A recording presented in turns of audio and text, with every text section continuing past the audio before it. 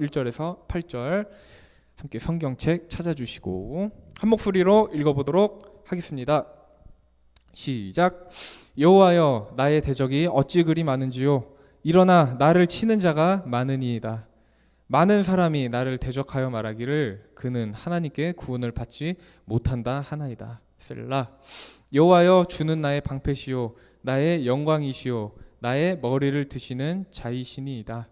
내가 나의 목소리로 여호와께 부르짖으니 그의 성산에서 응답하시는도다. 셀라. 내가 누워 자고 깨었으니 여호와께서 나를 붙드심이로다. 천만인이 나를 에워싸 진친다 하여도 나는 두려워하지 아니하리이다. 여호와여, 일어나소서. 나의 하나님이여, 나를 구원하소서. 주께서 나의 모든 원수의 뺨을 치시며 악인의 일을 꺾으셨나이다. 구원은 여호와께 있사오니 주의 복을 주의 백성에게 내리소서. 셀라. 아멘. 자, 오늘의 설교 말씀은 최고의 서포터라는 제목으로 함께 하도록 하겠습니다. 한 주간도 우리 하나님께서 주시는 평안과 힘으로 여러분 잘 보내셨나요? 갑자기 날씨가 다시 추워졌죠. 일교차가 큰데 추워진 날들과 또 코로나 우리 주변에 계속 돌아다니고 있어요. 그런 날들 가운데에서도 언제나 우리가 예수님과 함께 걸어가는 매일이 되시기를 기도드립니다. 많은 걱정들이 생깁니다. 그러더라도 우리는 걱정하지 않을 이유가 있다 라고 우리가 지난주에 함께 말씀을 통해 깨닫는 시간이었어요. 바로 오늘 하루입니다. 우리 함께 하시는 예수님 덕분에 우리가 세상의 걱정 예수님 앞에 내려놓고 나갈 수 있다는 것이에요. 근데 우리가 실제 삶 가운데 생기는 걱정들, 우리가 맞닥뜨리게 되는 많은 문제들, 예수님을 만난 이후에도 그대로 있다는 거예요. 변하지 않을 수가 있습니다. 어쩌면 우리가 예수님을 믿기 전보다 믿고 난 후에 더 많은 어려움이 우리를 찾아올지도 모른다는 것이지요. 세상에서 그리스도인으로 살아간다는 것, 예수 믿는 이해찬, 예수 믿는 여러분, 예수 믿는 이종혁, 누군가가 여러분을 예수 믿는 누구누구라고 부른다면 우리는 되게 자랑스러운 마음보다는 부담스러운 마음이 더 클 수도 있을 것 같아요. 더군다나 우리가 살아가면서 하는 수많은 실수들이 있지요. 누군가에게는 수많은까지는 아니겠지만 가끔 하게 되는 실수가 있다는 거예요. 사람 모두가 똑같아요. 완벽할 수 없다는 것이죠. 그래서 우리는 살아가면서 실수를 합니다. 예수 믿는 이해찬이 이런 실수를 했다더라. 예수 믿는 너가 어떻게 이런 실수를 할 수가 있느냐? 우리의 정체성에 어려움이 찾아옵니다. 이 말 한마디 때문에. 더 나아가 내 잘못도 아닌 일들 때문에 예를 들어 방송에서 교회가 욕을 먹어요. 어떠한 기독교인의 잘못을 공개합니다. 우리가 괜히 욕을 먹는 것 같아요. 마음이 많이 속상하실 거예요. 근데 지금 대한민국에서 그리스도인으로 살아간다는 것 쉽지 않다는 것이죠. 가짜 그리스도인으로 살기 정말 쉬운 것 같아요. 스펙 좋은 그리스도인, 세상과 타협하는 그리스도인. 그러나 예수님께서 우리에게 정말로 원하시는 것 우리가 깨닫는다면 우리는 더 이상 세상과 타협하려고 하지 않습니다. 그래서 우리가 공격을 받는 것일지도 몰라요. 진짜 그리스도인이라는 이유 하나만으로, 내 삶에 진짜 예수의 흔적을 가지고 살아간다는 거 하나만으로도 언론의 공격을 받습니다. 정부의 공격을 받아요. 친구들에게 못 들을 소리도 들어요. 회사에서 욕을 먹습니다. 학교에서 먹어요. 단체로 계속 욕을 먹는 순간들이 찾아오고 있다는 것이죠. 근데 그런 가운데 우리가 지켜야 할 것이 한 가지가 있다는 거예요. 내 체면을 지켜야 하느냐? 아니에요. 친구에게 못 들을 소리 듣는다고 내 이미지를 지켜야 하느냐? 내 재산과 내 친구들을 지켜야 하느냐? 아닙니다. 가장 먼저 내 마음을 지켜야 하는 거예요. 세상에 여러분의 마음을 두면 안 된다는 것이죠. 예수님 안에 내 마음을 두어야 한다는 것입니다.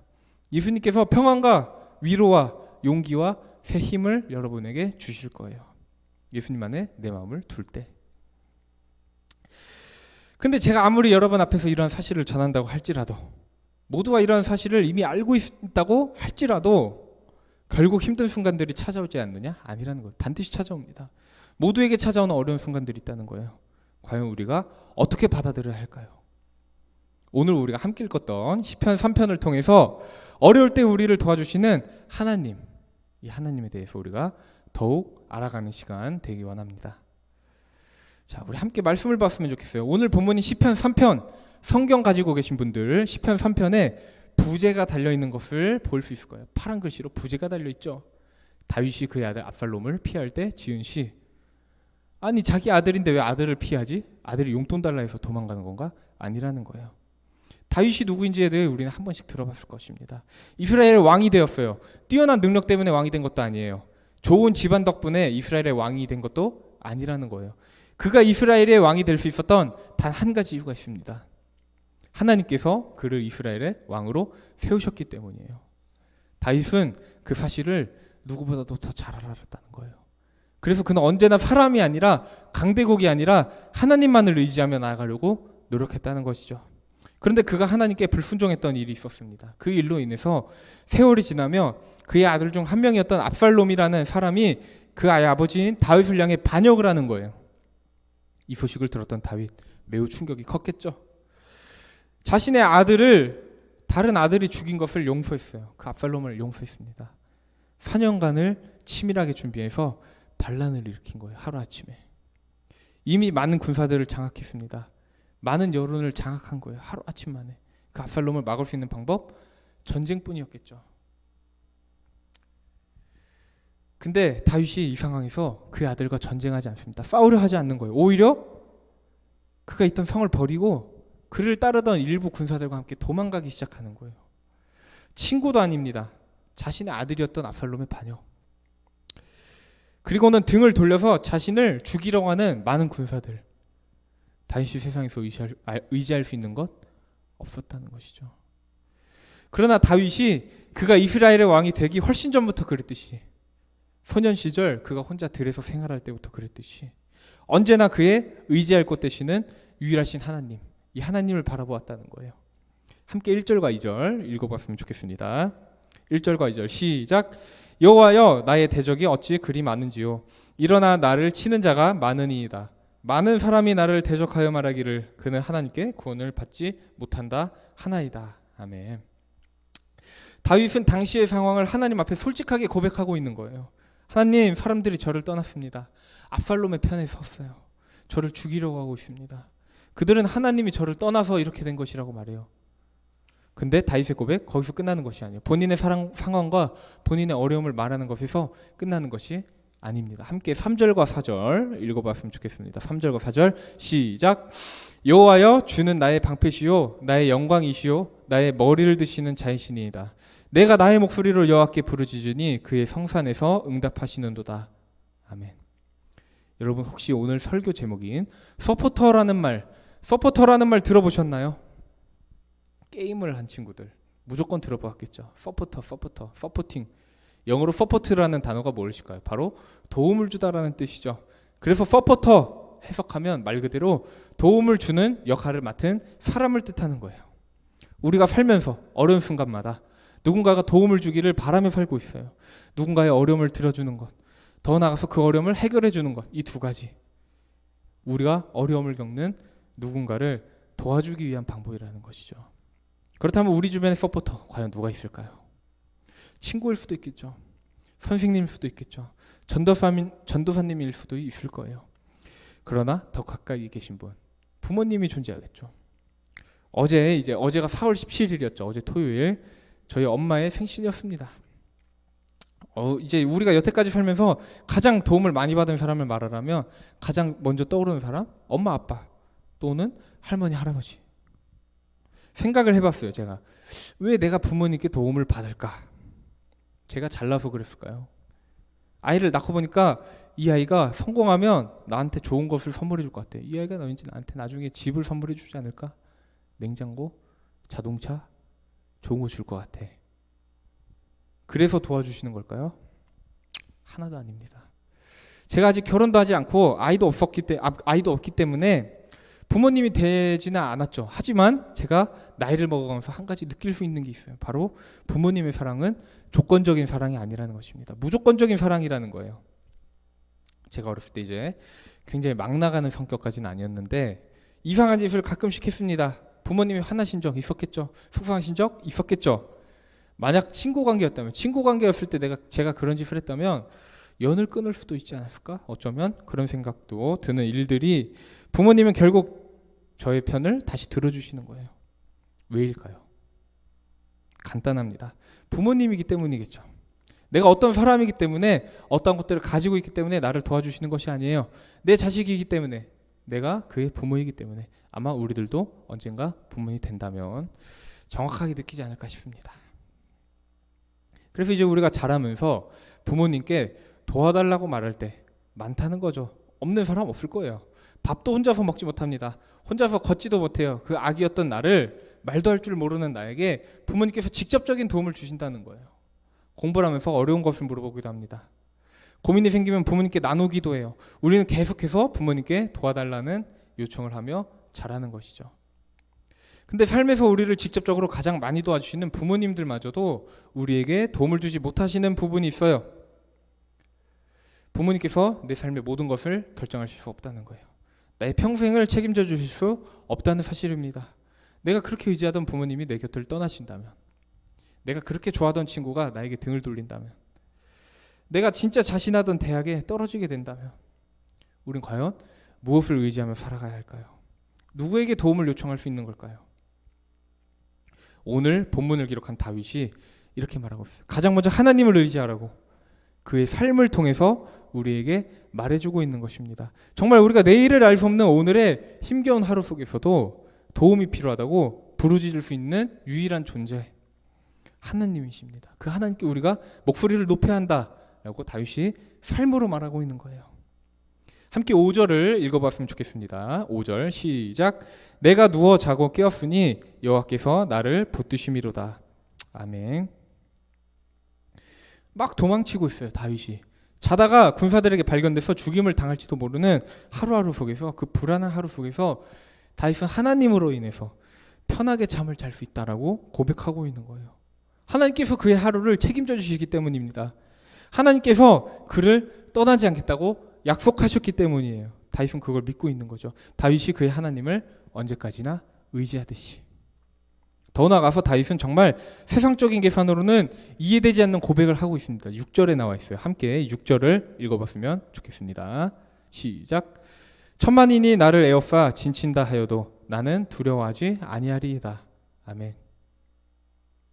이 세상에 나를 싫어하고 미워하는 사람들이 있습니다. 근데 그 나를 죽이려고 하는 그 사람들이 이 세상에 10명이 있다고 한번 생각해 봤으면 좋겠어요. 정말 불안하죠. 두려움에 휩싸입니다. 어디서 어떻게 무슨 일을 당할지 모르겠다는 생각이 들겠죠. 근데 다윗은 10,000,000명이 그를 할지라도 절대 두려워하지 않을 것이다 라는 고백을 하고 있는 거예요. 굉장히 놀랍죠. 말씀을 정리하려고 합니다. 다윗은 세상에서 하나님의 사람으로 살아가는 것이 아니라 하나님의 세상으로 세상 가운데 나아가는 거예요. 어려운 말인데, 하나님 때문에 세상에서 살기 어려워졌습니다. 힘든 것을 고백하는 것이 먼저가 아니라 하나님 덕분에 감사합니다라는 삶으로 먼저 나아가는 거예요. 그것이 바로 다윗의 삶의 모습이었습니다. 우리도 본받아야 해요. 그러나 그의 삶에서 과연 감사할 수 있는 상황이었을까? 돌아보면 아니라는 거예요. 도무지 감사할 수 있는 상황이 아닙니다. 사면초가의 상황이에요. 근데 그는 오직 한 분 하나님만을 의지합니다. 그가 늘 그래왔던 것처럼. 함께 7절을 읽어봤으면 좋겠습니다. 시작. 여호와여 일어나소서, 나의 하나님이여 나를 구원하소서. 주께서 나의 모든 원수의 뺨을 치시며 악인의 일을 꺾으셨나이다. 아멘. 하나님이 남의 하나님이 아니에요. 그냥 세상에 존재하는 어떤 한 놀라운 신의 이름이 아니라는 것이고 나를 아시는 분이신 거예요. 그 하나님께 기도합니다. 저를 구원해 주세요. 저를 도와주세요. 하나님을 대적하고 하나님을 공격하던 사람들이 결국 무너지는 것을 저는 보았기 때문에 언제까지나 하나님의 편에서 하나님만을 의지하겠습니다. 하나님의 뜻대로 사는 사람을 절대로 그냥 내버려 두시지 않으시는 하나님. 상황이 아무리 절망적이고 내 뜻대로 흘러가지 않는다고 해도 저는 끝까지 하나님만을 의지하겠습니다. 라는 고백이죠. 마지막으로 8절을 읽어봤으면 좋겠습니다. 8절 시작. 구원은 여호와께 있사오니 주의 복을 주의 백성에게 내리소서. 아멘. 제가 끝까지 하나님만을 의지하겠다고 고백하는 단 한 가지 이유. 왜냐하면 나의 구원은 오직 하나님께 있기 때문입니다.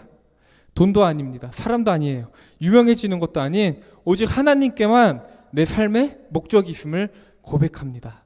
라는 오늘 다윗의 고백. 지금을 살아가고 있는 저의 고백이고 우리 모두의 고백이 되기를 소망합니다. 최고의 서포터, 도움만 주는 역할에서 끝나지 않는 거예요.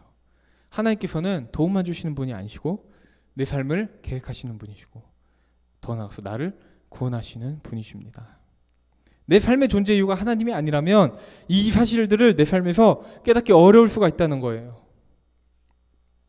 언제나 나의 곁에서 말씀으로 함께 하시는, 삶의 모든 부분을 아시고 위로를 주시는, 더 나아가서 우리에게 힘을 주시고 용기를 주시고 살아갈 의지와 기쁨을 주시는 그 하나님을 기억하며 살아가는 삼성교회 학생이 모두가 되시기를 주님의 이름으로 소망하며 기도드립니다.